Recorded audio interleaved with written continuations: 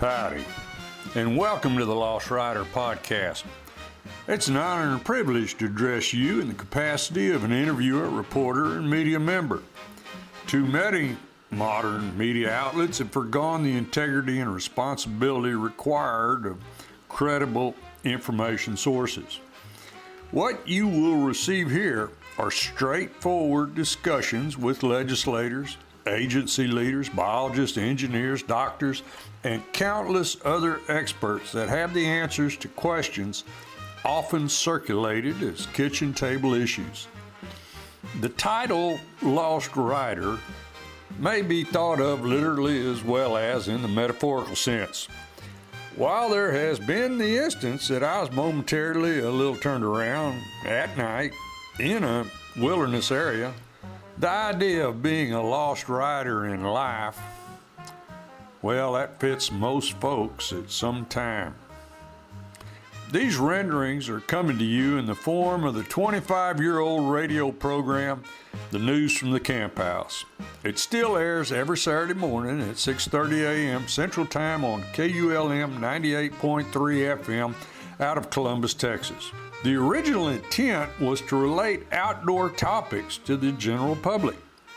Immediately, it was found that all issues are relatable to the outdoors and that people are people. They all play a role and they all have a vested interest. It's this program's desire to answer common questions about how the world works, how it will operate in the future, and what's the holdup? So please listen, enjoy, and never hesitate to contact us with more questions and feedback. Good morning and welcome to this weekend's edition of News from the Camp House, listening post to the Texas Sportsman Association. This is Herman Brune. This weekend's edition is also brought to us by the Shaw's Bend Social Club, country club for folks who don't have a country club. All right, tell you what, we've got a gentleman here this weekend we're just going to visit with, Mr. James Bigley. And he is a conservationist. He's a realtor. He's a conservationist. And we're going to get his story and just figure out what angle he uses. We've always talked about the outdoor communications genre being such an incredibly wide swath of communications. That there's anybody and everybody can be in here. If you've got any kind of an influence, any kind of a voice in the outdoors, you're somewhat of an outdoor communicator. So, and that's what Mr. Bigley is. He's got a pretty good footprint in social media. We're gonna find out more about him. James, how you doing this morning? Good by yourself. Well, so far so good. All right, where are you? I'm up in New Braunfels, Texas. Okay, you're in New Braunfels. Yeah. All right, and what's your primary business? So that's a little complicated. I'm a broker, real estate broker that specializes in farm and ranch properties, but also I run an advertising / conservation company, I guess you would say, that deals with social media advertising on and also coverage related to the hot topics across the United States, also related to the outdoors, conservation, development, and so forth across the United States, but also history of the United States related to the Western Wild West era, if I would say that. Mm-hmm. And then also land stewardship related to making sure that when someone purchases a property or they manages a property, they have good land stewardship practices. All right, you're in New Braunfels. Do you do a lot of real estate type work outside of Texas? Yes. So we do all 50 states and then also South Africa and Mexico. Depending on where we are, obviously it's a different type of operation on whatever state we're doing, but when you go out of the country, it's a totally different ball game also. All right. Those are all ranches. Mm-hmm. Okay, so everything you do is pretty good sized ranch land. Yes, sir.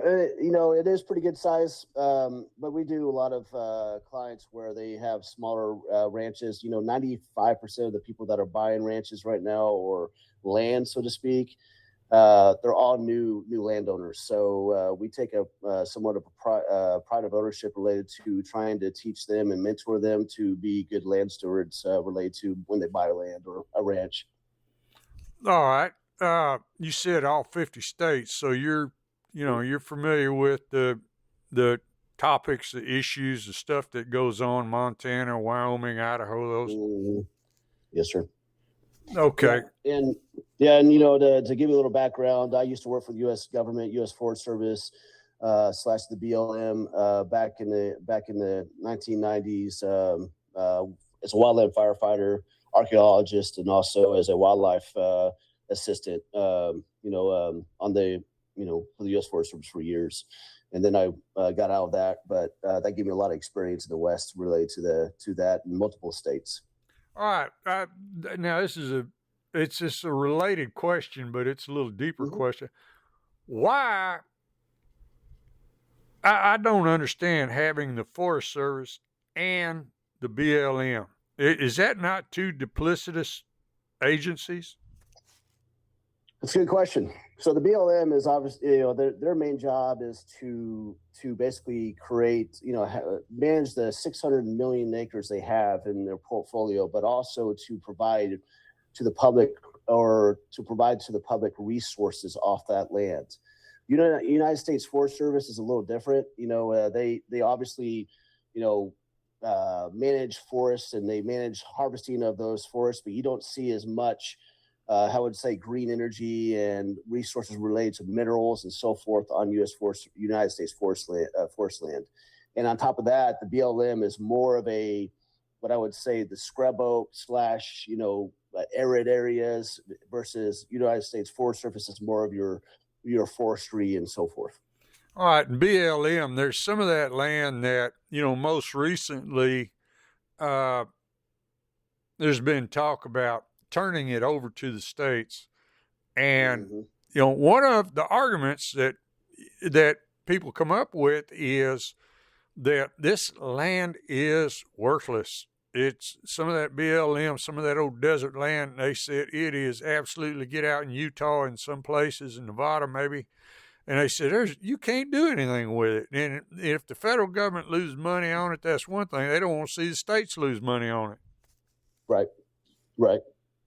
I've heard multiple times a lot of politicians want to sell off the some of these lands, and me personally, we have enough development across the country. I don't think we need to start liquidating properties, because what's going to happen is when they start liquidating properties, that no matter if they're worthless or not, what's going to happen? Just say for example, the data center situation right now. They are literally putting data centers in places that, like Las Cruces, New Mexico. They're putting it in the middle of the desert. And the problem with this is, like, the normal citizen's not going to be able to get this property. It's going to be the investors and the people that are ultra rich, in my opinion, that are going to be able to get to these properties. And the thing nowadays is, like, what that land is set aside for are for people that can't afford land, and the resources that we have to save, but also, conservation wise. And by the way, I am not a person that's, how would I say, totally, I'm in the middle related to conservation. There has to be some development and stuff, but when we get to a point where we're just developing everything, it gets, in my opinion, just not worth it. Right. No, I mean, there's certainly set aside. It's one of the discussions we always get in. We get into the public lands deal, and I welcome the discussion because it's very difficult to understand, and especially if Texans are like, what's the big deal? The 95% of Texas is private property, so we really don't feel the same way that Montanans or Wyoming people feel about where half of their state is public lands.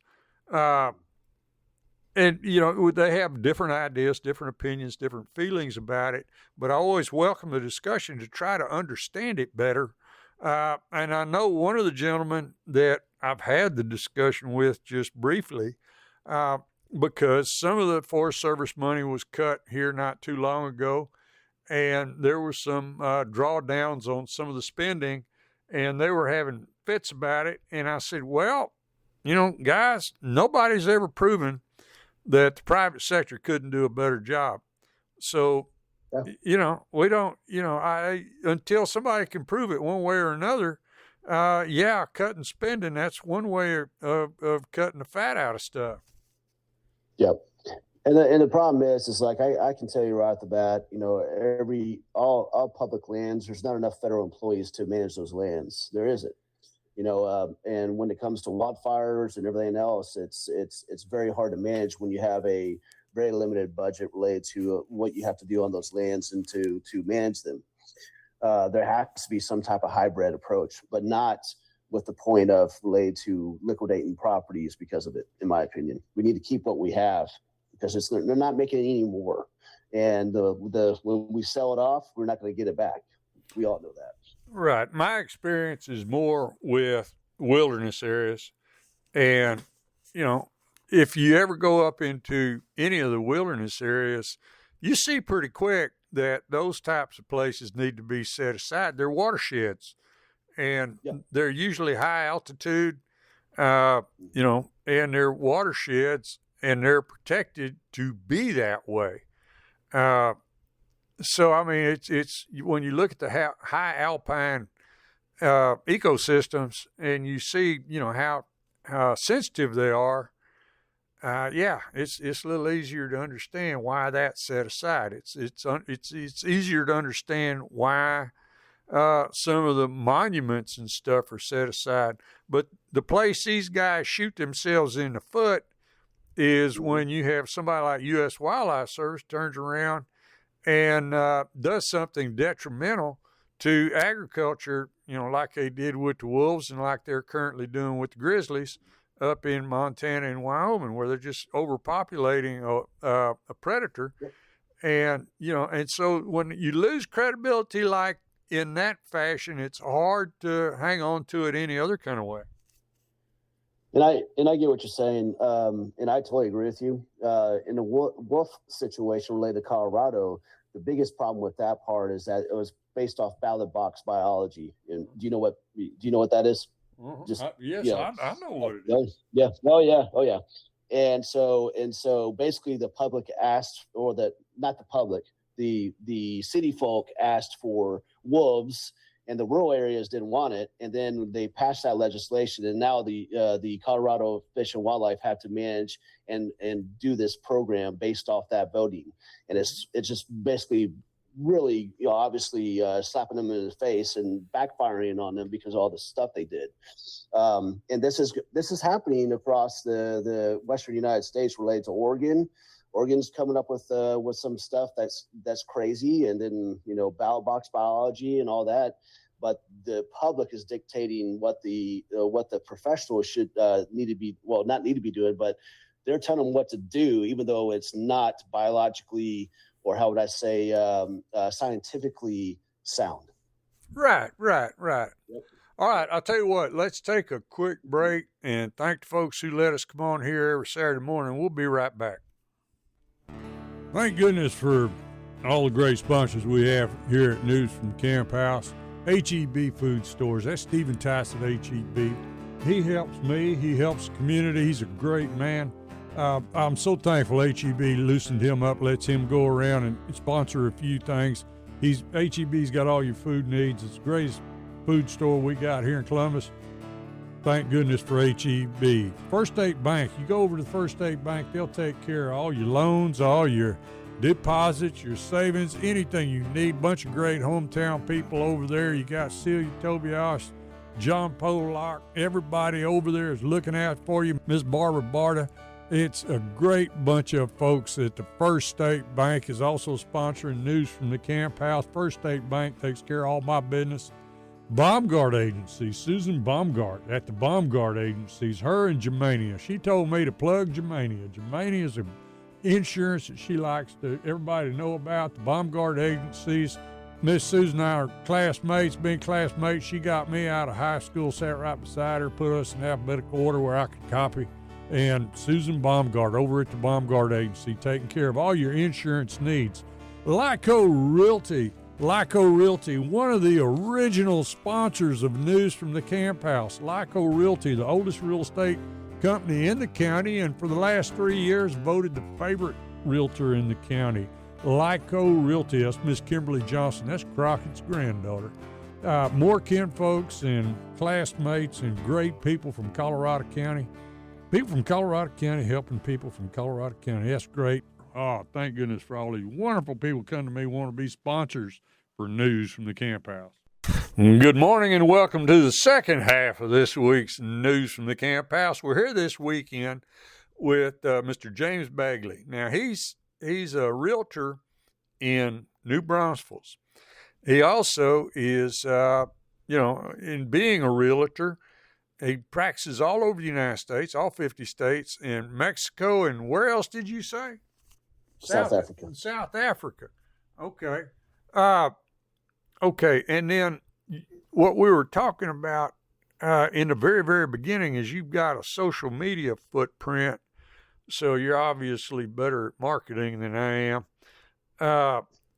am. Explain how your business works, and you also advertise conservation, helping people be land stewards, doing all the right things. Explain to me how this whole little deal works for you. Yeah, so we obviously sell farm and ranch properties and so forth, and one thing that I from the conservation background, when I was from the start, I grew up on a ranch, so forth. But long story short, the reason why we started social media in the first place was to educate people on how to buy, sell their properties, but also to be good land stewards when they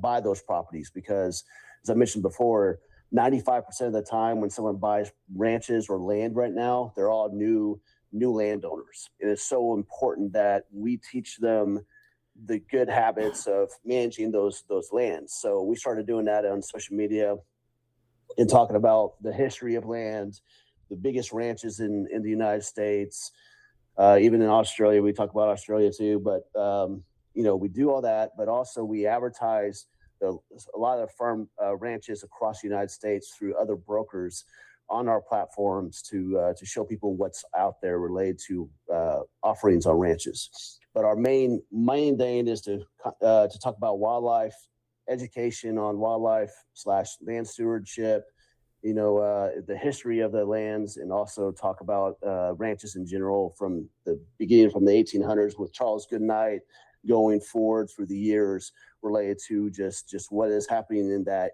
niche, so to speak. All right. Do you go into the variable practices that you have to use, from the Chihuahua Desert to the Rocky Mountains? You're going to ranch in different places. You're going to practice conservation in different places. You got different things you got to do. Correct. Yeah, and that is very true. It's like, when you look at, just the United States, if you're looking in the Western United States, it's totally different management practices than it would be in the Eastern United States related to water. Water is a big thing, or the grazing situation that you have between those two areas. And in addition to that, the timber management, wildlife management is totally different. And we talk about a lot of those different things, and then also public lands, like we just discussed. But also, Texas is one of those situations where it's a very unique situation because we have in South Texas, West Texas, the exotic situation that we have in Texas, and that is a whole different ballgame when it comes to the conservation / hunting practices that there is in the United States because of that situation too. All right, I'll give you a couple of deals right quick. Coming from the outdoor riding community side of this thing, I'm chairman of the Texas Outdoor Riders Association. All right. So one of the things that we did ages ago, when the high fence crowd decided they wanted to privatize wildlife or whitetails, Yes, sir. one of the things that we came up with when we said, to keep some type of journalistic integrity, try to keep our nose clean. One of the things that we always said was that we want everybody to enjoy the outdoors to their preference. And if high fences are legal in Texas, if game farms are legal in Texas, and that's part of private property rights, we're not going to get in that argument. We want everybody to enjoy the outdoors to their preference. And to that extent, I'm okay. I'm kind of guy I can say something like that and mean it. Even though, I'm a wilderness guy. I've done all my work, all my hunting, everything I love doing. Now I go out here and sit in a deer stand with a camera, take a .06 along in case I see a coyote or a hog. But I'm not that big of a Texas hunter. I'd rather be up in the wilderness. Guiding bow hunters trying to drag an elk in. Trying to call an elk in and see how close I can get to them. That's my game. But in Texas, we want everybody to enjoy the outdoors to their preference. And if that means they're going to go in a high fence, that's their business, and leave them alone and be happy that they can enjoy it. The other thing that I'm going to give you is ages ago when they put me on the board and made me in charge of recruitment, they said, how was I going to recruit people? I said, I want anybody that's a professional communicator. I said, anybody. I said, I don't care what genre they consider themselves writing for or communicating in. I don't care.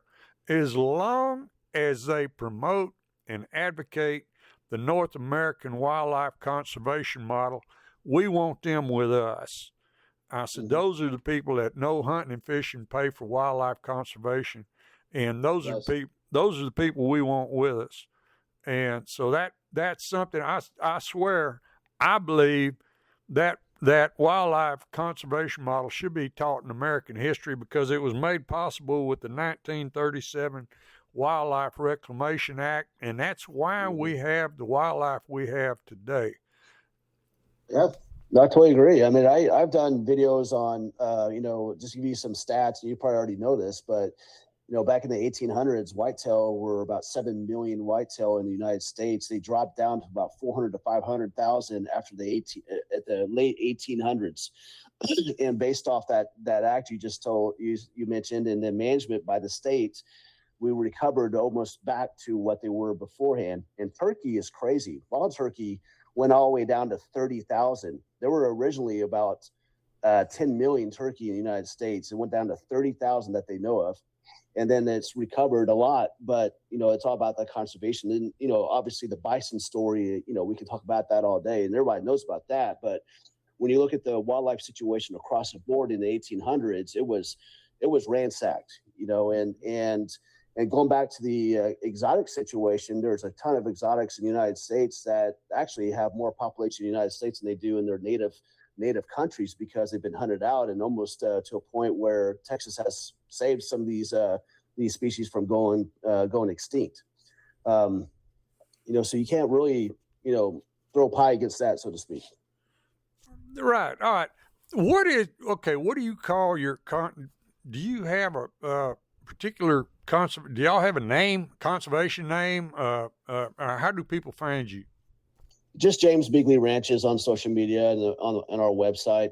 What we do is we work with a lot of conservation groups across the board, but James Bigley Ranches is what we're always going to be, and we work with a lot of conservation groups across the United States and so forth to if we agree upon what their so to speak mission is, then we'll work with them to go ahead and promote videos related to what some of the conservation things. So I'll give you an example, like the black bear situation in Texas. We work with the Black Bear Alliance to discuss black bear, educate people about black bear in Texas. We track all the black bear populations in Texas based off of what I call crowdsourcing. We ask people to give us comments related to that, and we update our mapping system so people understand where the black bear footprint is in the state of Texas. They're coming back, which is great. You can't hunt them, and there's a reason why you can't hunt them, but people still want to know about that stuff. So, we talk about the wildlife situation, and then, and development and data centers and transmission lines and all that. But, you know, we do a lot of different things like that. Okay. Do you go to any of the shows? We're in the middle of show season. Do you go to any of those? I do not. You know, and you know, it's just been busy as hell this year, and actually canceled a lot of shows because with the real estate market last year was not very good related to just widespread, and now it's just blowing up again. So I don't know I don't know why. There's theories, but at the same time, I'm taking advantage of it as much as possible while we have it. Oh, okay. Well, no, yeah, make hay while the sun's shining. Yeah. That's the way that works. Yes. Yes, sir. All right. Well, Jim, we're out of time, but I sure appreciate you being with us this morning. No problem. Hey, thank you for the invite. All right. And tell people how to find you one more time. JamesBigleyRanches.com, or on any social media platform, James Bigley Ranches. It's easy to find. Thank you. All right. Just hang on here a minute. Folks, thank y'all for listening this morning. I hope everybody got something out of this. You know, we talk a lot about North American Wildlife Conservation Model. We want to implant that in everybody's thinking. So, hope you enjoyed it. Hope you learned something. Look James Bigley's ranches up. See what he's got on the internet. And now y'all go out. Y'all have you a big old weekend. Be safe. Have fun. Have a good time. And y'all just remember, pretty much any day is sure a good day to be out in the woods.